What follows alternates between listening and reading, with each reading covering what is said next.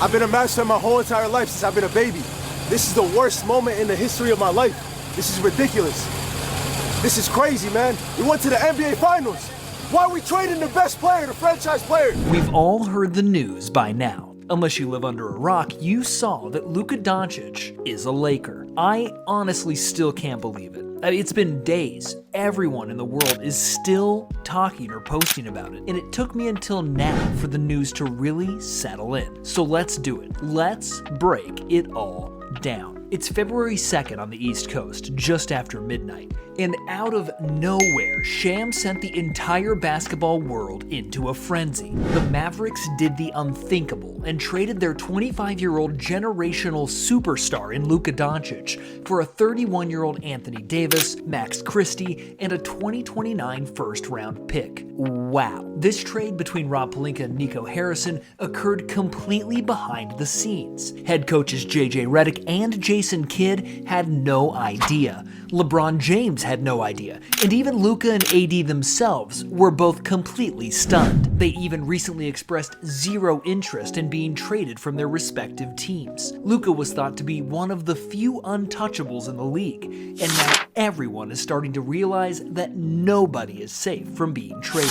NBA Twitter went nuts with players like Joel Embiid, Jalen Brunson, Tyrese Halliburton, CJ McCollum, and Josh Hart being left speechless about what could be the biggest trade in NBA history. Everyone and their mother thought Shams' phone was hacked and some random 17-year-old was pranking us. Because in what world would Nico Harrison trade his franchise player? Well, it's real, and Shams himself had to even clarify that it was real because he couldn't believe the news as well. And just like that, the entire outlook of the NBA has completely changed overnight. Luka in LA, Luka pairing up with his idol LeBron, AD to Dallas pairing up with Kyrie. The entire world is stunned at Nico Harrison's decision. Why would he ever trade Luka? How did he not discuss his decision with Jason Kidd? Why did Harrison not create a bidding war and get a better return? There is so much to break down about where these two franchises stand today and where they stand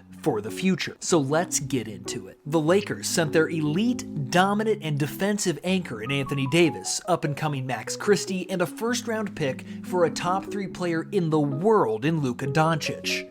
Where does this blockbuster trade set them up for the rest of the season and for the future? Well, let's talk about it. There's no question about it. Rob Pelinka and the Lakers have hit a gold mine and set themselves up for as bright of a future as you can imagine with the acquisition of Luka. Luka Doncic is already a top 5 player in the world as only a 25-year-old, coming off a dominant playoff run leading the Mavericks to the finals against the Celtics. He's already a 5-time All-Star who has the rare ability to do anything with a basketball. Just last year, the man averaged 34, 10, and 9 and dominated any defense teams would throw at him. Luka has shown he can dominate on the biggest stage, between embarrassing the Suns in Game 7 on the road, crossing up Rudy Gobert for the win in the Western Conference Finals, and hitting a game winner in the bubble playoffs versus the Clippers.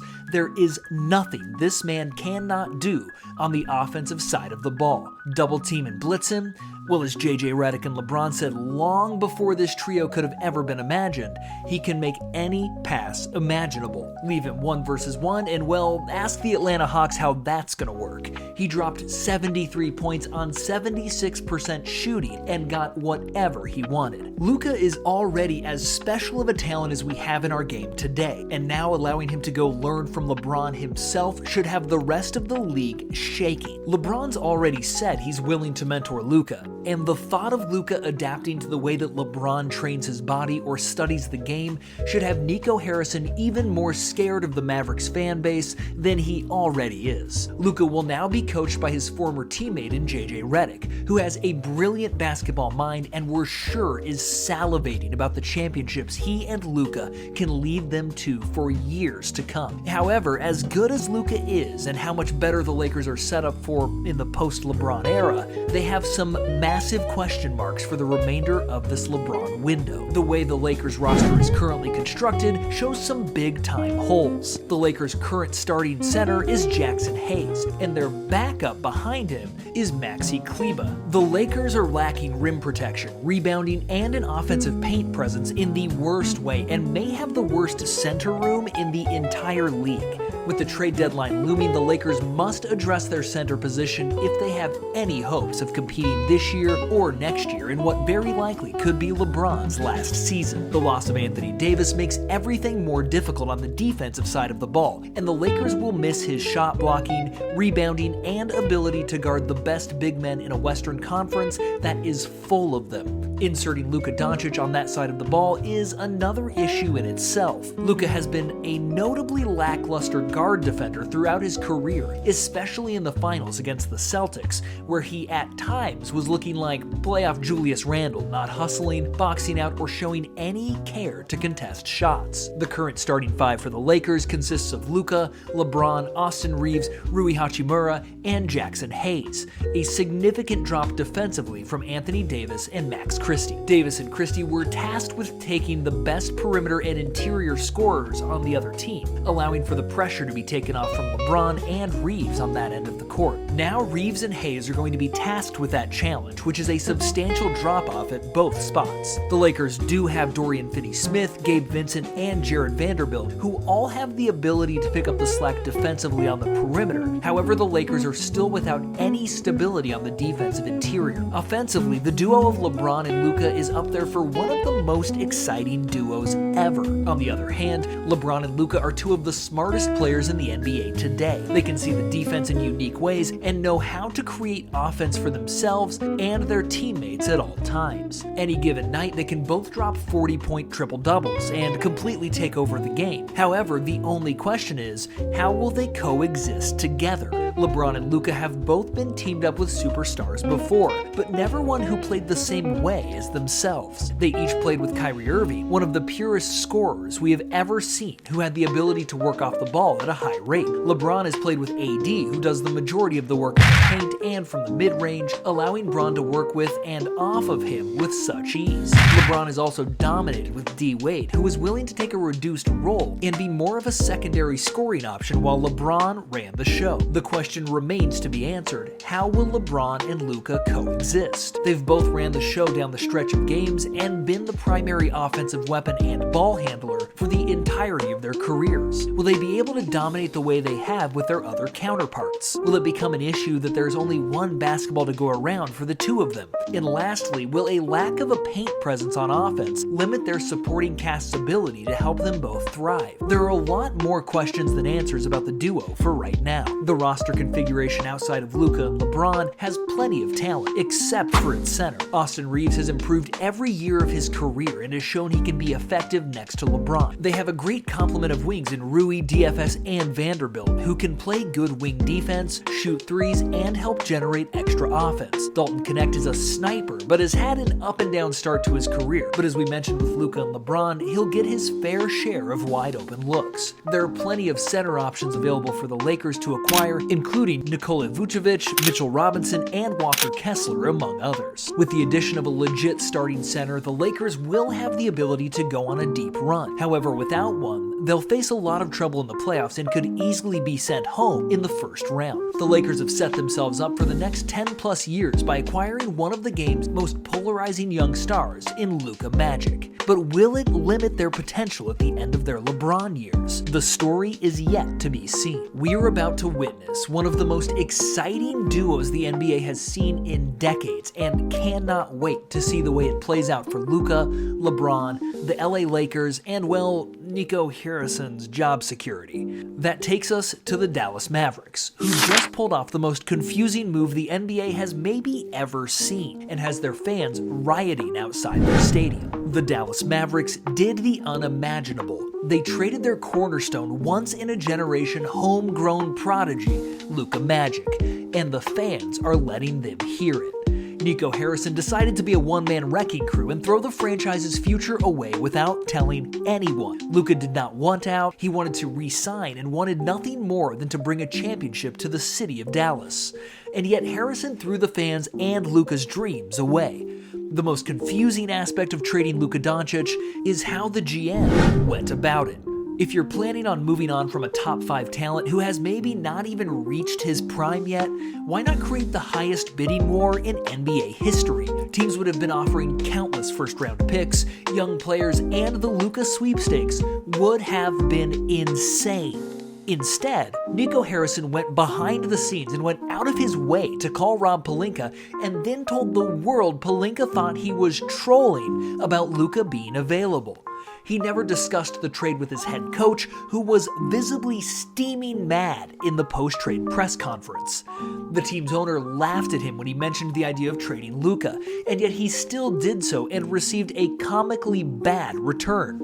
And as a result, he caught the locker room by surprise and has been the most wanted man in all of Texas. The mindset of defense wins championships and AD raises your ceiling of winning this year can all easily be true. Regardless, if Harrison only wanted AD in return, all he had to do was field calls from all 28 other teams, told the Lakers they had higher demands, and he would have instantly driven the Mavericks' return package up substantially. Only one first-round pick? No Austin Reeves? I mean, come on, man. That's pathetic. Teams like the Brooklyn Nets and OKC are loaded with draft capital and young players. The Knicks just traded 5 first-rounders for Mikal Bridges, and all you got was Anthony Davis, 1 first-rounder, and Max Christie? Harrison could have received 5+ first-rounders in addition to 2 to 3 young, talented NBA-ready players for Luka. What a disgrace. We're talking about the sports face of your city, who your fans expected to be the next Dirk. Hell, even better. He stripped the Mavericks fan base away from one of the most exciting futures on the backs of a once-in-a-generational talent that they drafted. And, well, as a result, the Mavericks better win now. Making a move as crazy as this means you better deliver a championship to the city in the next 3 years. That is their window. Anthony Davis is 31 years old with an injury history, and he's only getting older. Kyrie Irving is 32. The time is now. And although Harrison is undoubtedly a fool for trading Luka, he may have a point. The Dallas Mavericks team defense upgraded in a massive way. Luka Doncic was a noticeable defensive liability, especially in the finals last year. And now they replace him with Anthony Davis, who will clean up anything that comes his way. A starting 5 of Kyrie Irving, Klay Thompson, PJ Washington, AD, and Daniel Gafford are going to be impossible to score against on the interior. Teams are going to be pressed to take more contested threes and will have very limited second chance opportunities.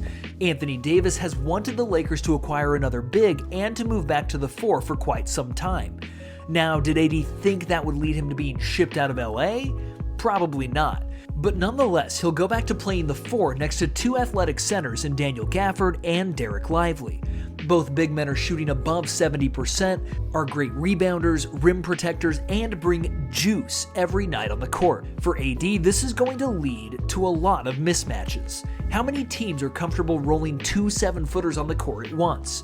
Outside of the Mavericks, there are the Cavs, the Thunder, and the Bucks. AD will be facing countless defenders that are much smaller than him, and we're going to see bully ball in full effect. Remember when AD played the 4 alongside DeMarcus Cousins? Yeah, those were his 2 best seasons. He averaged 28, 12, and 2 blocks a game and shot above 50% both seasons. Anthony Davis was meant to be a power forward and is about to dominate in Dallas. Kyrie Irving has all the talent in the world. While he's been the number 2 next to Luka as of late, Kyrie is perfectly capable of being the number 1 on a championship-winning team. His handle is the nastiest the league has ever seen. I mean, Uncle Drew is a problem. He can finish at the rim at impossible angles, and well, let's face it, you don't get the nickname Mr. Fourth Quarter without being dominant in crunch time. From his lefty floater for the win versus the Nuggets, to his game winner versus current teammate Klay on Christmas Day, the most clutch shot in NBA history in Game 7 of the Finals to win the Cavs a championship, Kyrie is the closer you want at the end of games. And now he pairs up with Anthony Davis for the next chapter of his career. He's already played with LeBron, KD, Harden, Tatum, and Luka, but never a dominant paint presence like AD.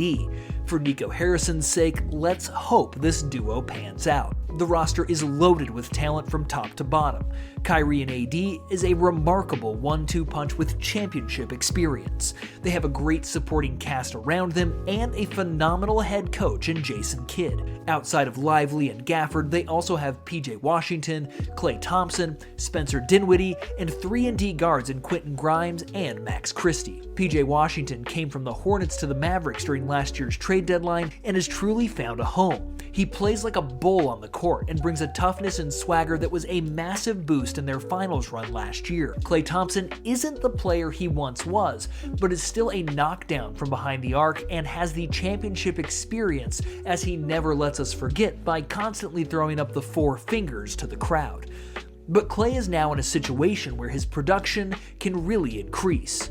Kyrie and AD will face double teams, PJ will be a force down low, and as a result, teams are going to be forced to help off Klay and give him some great looks. Dinwiddie, Grimes, Christie, and Najee Marshall are all solid depth pieces that will be beneficial down the stretches of games. Dinwiddie is a solid backup point guard to Kyrie, and both Grimes and Christie will be huge parts of guarding the other team's best perimeter players and knocking down open threes, which they are both capable of doing. Is the ceiling for the next 3 years higher for the Mavericks? Well, that remains to be seen and will be tough considering they're fresh off a finals run. However, there's no denying this roster is constructed to make some noise in the playoffs. They're built to compete with teams like Jokic and the Nuggets, the West leading Thunder, and have the talent and experience to be in any playoff series. Regarding their future, this move makes zero sense. They hit the lottery with Luka Doncic and traded it for, at best, a 4-year window. But even after breaking it all down, what really led to the Mavs pulling the trigger and trading their superstar franchise player?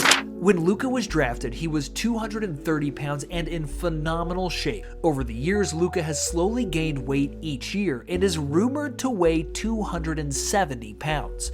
That's more than countless centers in the league and would be the 8th heaviest player in the NBA. And he's a point guard. The Mavericks have become terrified by Luka's work ethic and his care for his body, which, as you can tell from his rapid weight gain over the past 5 years, is undeniable. Luka's suffered more injuries the last couple of seasons, and the Mavericks feel that if he does not start to take his training seriously, he won't be the same player and certainly will not be worth the $345 million Supermax contract that he's now ineligible for on the Lakers. But even with knowing all this now, conditioning concerns is mind-blowing and something that could have easily been addressed behind the scenes. The Mavericks have a great roster and have the talent to win the finals. But as sports has taught us so many times over the years, you just never know. The Anthony Davis era is underway in Dallas, and fans are not happy about it, and rightfully so. Let's see how it plays out. Nico Harrison and Rob Pelinka sent the NBA world into a frenzy late Saturday night. Luka Doncic traded for Anthony Davis has the world wondering who is off the trade block, and whether Nico Harrison should be admitted into a mental hospital. One thing is for sure, regardless of how you feel about it, the NBA season and playoffs are about to be must-see TV. But what are your thoughts? Do you think the Mavericks have a better chance to win with AD instead of Luka? How do you think the LeBron and Luka duo will pan out? Who do you think will make it further this year? Let us know in the comments below and make sure to subscribe to the channel for more great basketball videos. We'll see you all in the next one.